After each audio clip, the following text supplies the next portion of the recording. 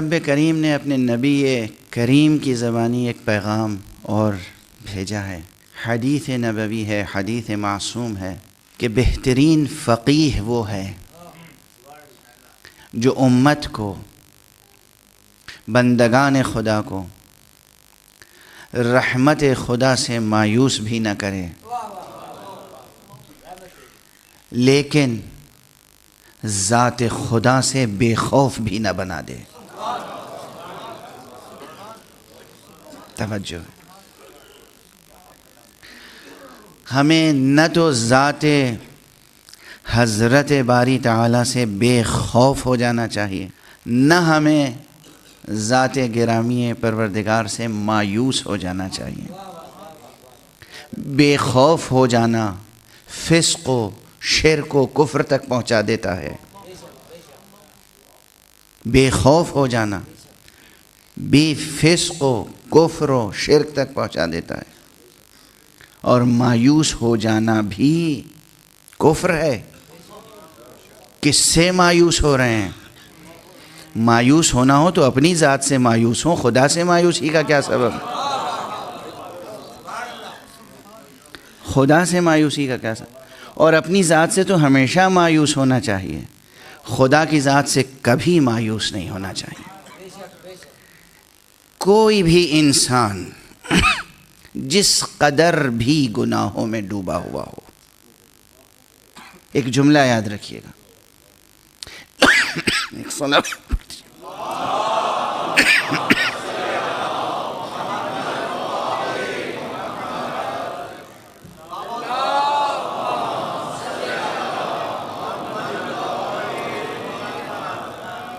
انسان بہرحال انسان ہے۔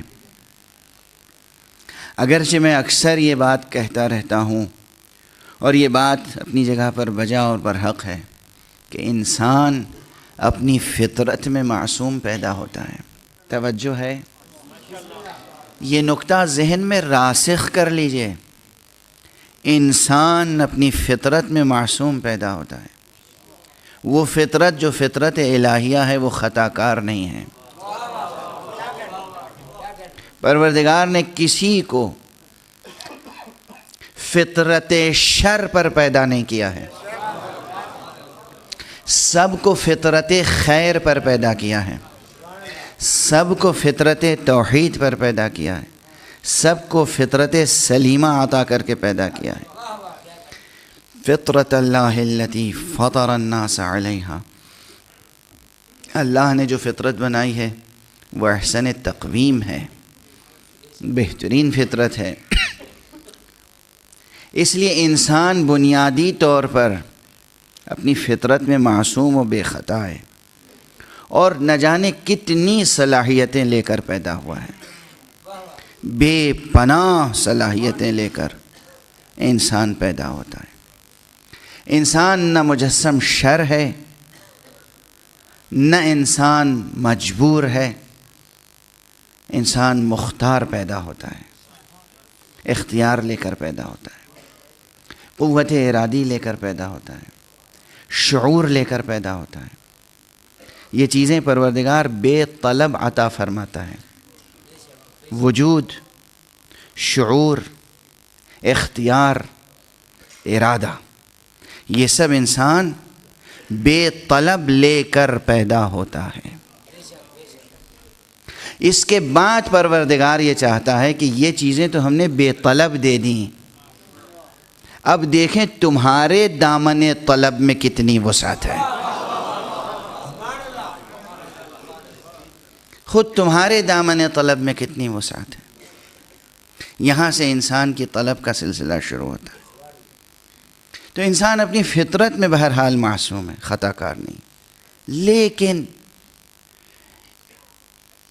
اس کائنات میں، اس دنیا میں، جسے دار غفلت کہتے ہیں، انسان غفلتوں کا شکار ہو جاتا ہے، وساوس شیطانی کا شکار ہو جاتا ہے، نفس کی کمزوریوں کا شکار ہو جاتا ہے، گناہوں اور خطاؤں میں مبتلا ہو جاتا ہے۔ اگر انسان گناہوں اور خطاؤں میں مبتلا ہو جائے تو اسے مایوس نہیں ہونا چاہیے۔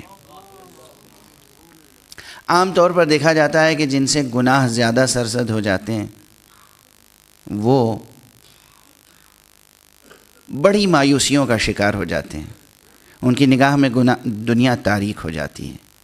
وہ اپنی ذات سے مایوس ہو جاتے ہیں, اپنے مستقبل سے مایوس ہو جاتے ہیں. مستقبل انہیں تاریک نظر آتا ہے. کل میں گزارش کر چکا ہوں کہ ڈپریشن کیا ہے. جنہیں ڈپریشن ہوتا ہے گناہوں کے نتیجے میں, ڈپریشن کچھ نہیں ہے, مستقبل کی تاریکی ہے. انسان کو اپنا مستقبل تاریک نظر آتا ہے تو وہ ڈپریشن کا شکار ہو جاتا ہے, اور کچھ بھی نہیں. اس مقام پر ایک جملہ یاد رکھیے گا, جب تک سانس کی آمد و شد باقی ہے, جب تک اس سانس کی آمد و شد باقی ہے, اس وقت تک لطف الہی سے مایوس نہیں ہونا چاہیے.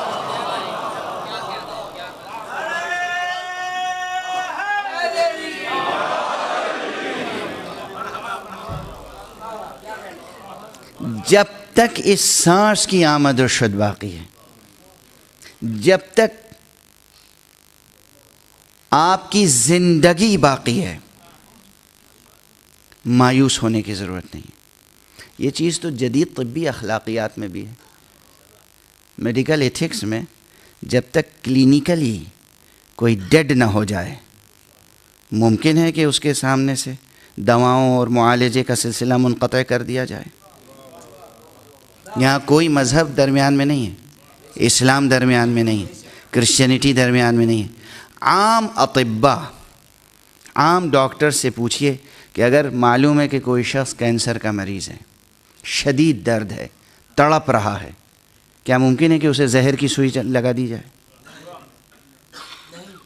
معلوم ہے کہ کینسر ہے, آخری مرحلے میں ہے, لیکن جب تک وہ سانسیں لے رہا ہے اس وقت تک اسے جرعہ موت نہیں دیا جا سکتا. یہ کس کی آواز ہے؟ یہ تمام ڈاکٹرز کیا شریعت کے پابند ہیں؟ یہ انسانی فطرت کی آواز ہے. یہ انسانی فطرت کی آواز ہے کہ جب تک کوئی مریض زندہ ہے, باقی ہے, سانسیں آ رہی ہیں, اس وقت تک آپ اسے موت نہیں دے سکتے, قتل نہیں کر سکتے. اگر کہیں کسی ہاسپٹل میں ایسا کوئی واقعہ پیش آ جائے, پورے ہاسپٹل کے اوپر کیا قیامت آ جائے گی. عدالت میں کیس پہنچ جائے گا, پولیس کیس بن جائے گا. یہ شریعت کے نقطہ نظر سے نہیں ہے, یہ انسانی فطرت کے نقطہ نظر سے ہے. جب ظاہری طور پر سخت سے سخت بیماریوں کے باوجود فطرت مایوس نہیں ہے, تو آپ کتنے ہی گناہ کر چکے ہوں, خالق فطرت سے کیسے مایوس ہو سکتے ہیں؟ پروردگار سے کیسے مایوس ہو سکتے ہیں؟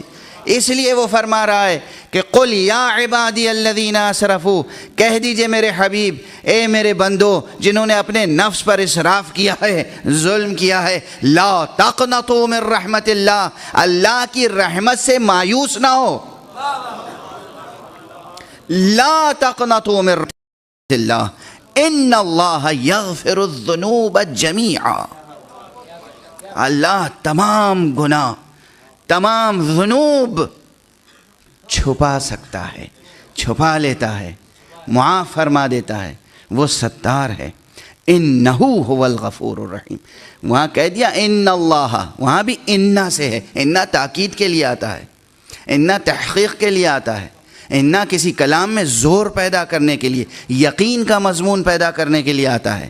بے شک, انہ بے شک, بتحقیق, ان اللہ یغفر الذنوب جمیعا, خدا تمام ذنوب کو بخش دیتا ہے. اور اس کے بعد پھر کہا گیا انہو هو الغفور الرحیم, اس لیے کہ وہی وہ ہے جو غفور الرحیم ہے.